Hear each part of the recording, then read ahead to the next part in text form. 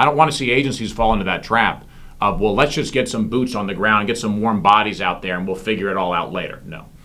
That can do so much more harm than good. So here I am speaking to you. Yes, I'm speaking to you as an attorney. I want to make sure you do things that are legally defensible. I want to make sure that you do things in a way that, from a risk management standpoint, from a law enforcement consultant standpoint, are going to bode well for your agency and for your community long term. I care about all that.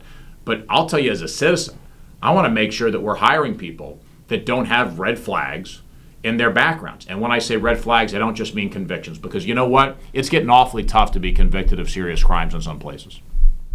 Automatic disqualifiers are supposed to be the beginning of a background investigation, not a replacement for one. I go back 1950s, and then I look at what happened in the 80s in New York. I look at different agencies across the country that have served as cautionary tales from time to time. And what I don't think we're seeing is a mystery of, how do we conduct a background investigation? How could we possibly, come up with a recipe where we would be able to identify whether or not we have these issues in a background? But if the local news media, through a basic open records request in your state, if they can find things that your agency didn't identify in the background investigation, the idea that trained professionals, that men and women in a law enforcement agency, that they can't meet the same investigative standards as a local news outlet. Embarrassing is not the word for it. It's worse than embarrassing. It's humiliating. We need to have policies and procedures that are clear, that are in plain English, and that are bigger than anyone in the agency, including the chief of police or the sheriff. We don't make exceptions to policies and procedures when it comes to backgrounds. We don't take shortcuts, not once, not never. We cannot take shortcuts.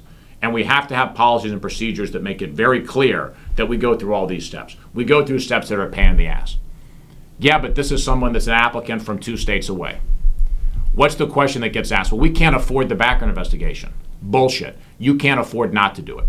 You can't afford not to do a background investigation.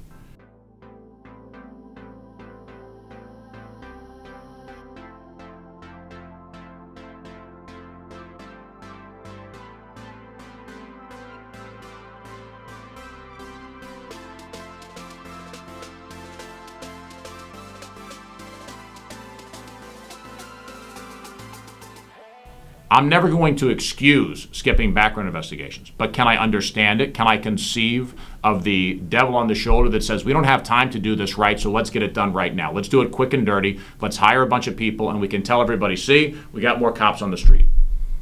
But if history is any indicator, and as Mark Twain said, history doesn't repeat itself, but it does rhyme. History doesn't repeat itself, but it does rhyme.